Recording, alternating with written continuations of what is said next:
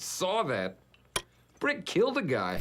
Stranger Things 4 completely revived what could have been a dying series. I can't be the only one who felt a bit disengaged by the end of season 3. Maybe it was the faceless villain at the center of the story, the pacing issues in 2 and 3, or just the 3-year absence between the last 2 seasons. Whatever it was, I would have been fine leaving the show there and walking away. The popular online take is that Stranger Things peaked during season 1. Part of the reason for that is that it had one of the best character introductions in recent memory. 11 was a creepy product of a CIA dark site where scientists used psychedelic experiments to create superhuman children. In seasons 2 and 3, that novelty had started to wear off. 11 became more of a normal person, losing her mystique along the way. This culminated at the end of season 3 when 11 lost her powers. By this point, I didn't see how the show could bring back the intrigue, mystery, and suspense that it had at its peak during season 1. That's part of the reason it took me so long to finally sit down and watch Stranger Things 4. But in the first episode, as I watched Chrissy levitate into the air and break every bone in her body one by one, I thought, okay, Stranger Things is back. In case you haven't guessed it already, here's your spoiler warning for Stranger Things 4, volumes 1 and 2.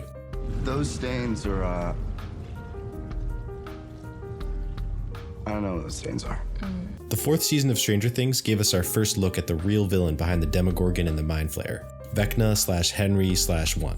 It finally put a face and a personality to the mystic evil that's been driving the plotline to this point. Season 4 also injected more humanity into all of the characters through the theme of inadequacy. Everyone in the show feels inadequate in one way or another. Mike is scared that 11 doesn't need him. 11 is nervous that she's worthless without her powers. Lucas wants to fit in with his new friends. Hopper feels like he hurts everyone he loves. The list goes on and on. On almost every level, Stranger Things was a massive step forward for a series that seemed to be on its last leg after 2 mediocre outings, and a surprising one at that. I didn't expect to like Stranger Things 4 as much as I did, and now I'm reinvested in finding out where this whole story leads. There is one area though where I feel like Stranger Things is sorely lacking, and that's especially evident in season 4. There is a thick layer of plot armor on almost every character in the series. I don't believe in a higher power or divine intervention, but that was a miracle. At its core, Stranger Things is and always has been a horror show. You can see the clear influence of multiple genre staples littered throughout the 4 seasons. In any good horror or thriller, very few people are completely safe. It's what gives the story stakes. As a consumer of this type of content, we can assume that the heroes will probably win in the end, but at what cost? Stranger Things, on the contrary, protects almost all of its noteworthy or likable characters to a fault, removing a lot of the tension that should glue viewers to the screen. Stranger Things 3 ended with the death of Hopper, an event that was as shocking as it was tragic. Hopper didn't get his happy ending, but his death made logical sense and it was a satisfying way to turn the tables on the audience. As you know if you watch season 4, the writers completely retcon Hopper's death. David Harbour does an amazing job playing the character, but pulling a fast one on the audience like that only cheapens any future attempts of threatening a character's life in the series. After you find out Hopper survived, you never have to worry about a core character dying again. Max levitating and breaking a few bones in the last episode? She's fine. They're not going to kill Max.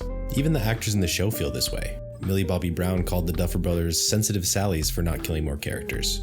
With each season, the roster grows and grows as each new addition dons their personalized suit of plot armor. They need to kill off some people. It's so big. I know, it's way too big. Last night, we couldn't even take one group picture because there was like 50 of us. I was like, you need to start killing people off.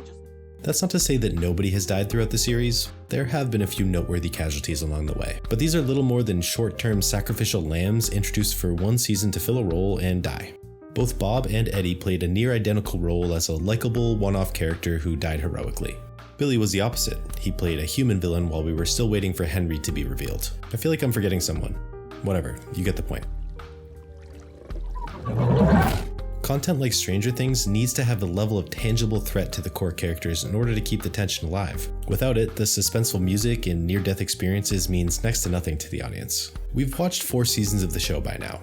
We're accustomed to the thick plot armor laid on top of almost every likable character. Are we really supposed to be nervous when Steve, Nancy, and Robin get tied up, or when Max breaks her bones? Come on, they're gonna be fine. After the fake death of Hopper, I wouldn't be surprised to even see Eddie come back in some form next season. He was a fan favorite character, and the Duffer Brothers have shown that they're suckers for keeping a good character alive. Maybe Vecna revives him in the Upside Down or something, only for him to be saved by the gang before the series ends. At this point, nothing's off the table.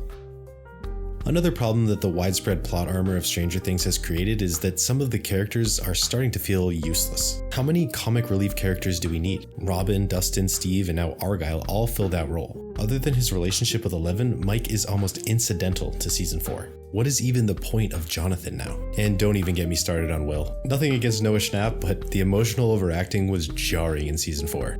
She continued on later in the live video, calling Noah, quote, socially unaware and whack. The Duffer Brothers have responded to this criticism after the brief comment from Millie Bobby Brown. They said this is Hawkins, not Westeros. Game of Thrones is often cited as an example of a show that lacks plot armor, but that's not even true. Every piece of content has plot armor. Was Bran gonna freeze to death during his journey beyond the wall? Of course not. The issue arises when every main character is so cloaked in plot armor that it takes the anxiety out of an otherwise suspenseful scene. Season 4 of Stranger Things leaned into the horror element more than any season before it. It was graphic, bloody, and downright scary in some parts. But when you already know that none of these characters are gonna die, the suspense is virtually gone. There's a massive middle ground between Game of Thrones and, say, the MCU. You don't need to kill a main character for the sake of killing a main character, but at the same time, protecting all these characters cheapens the overall experience of the show. No resurrections this time.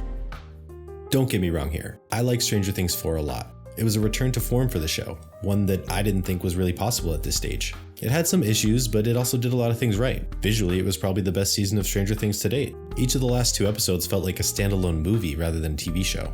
Season 4 tied everything together and brought my attention back to the series. For the first time since season 1, it seemed like the show was meant to continue on rather than an attempt to milk a hit. I also love hearing that the writers have an ending in mind when they start writing, as the Duffer Brothers have said about Stranger Things. I trust them to give us a satisfying, sensible ending that ties everything together. At the same time, it's hard to truly elicit suspense and anxiety in a viewer who already knows that all of the main characters are going to survive. I could be wrong about this. For all we know, Mike could get ripped in half in the first episode of season 5. If we're placing bets though, the odds will heavily favor everyone in the core group surviving and living happily ever after. Of course, that's just my take. If you disagree, let me hear it in the comments. Thanks for watching. Stay safe.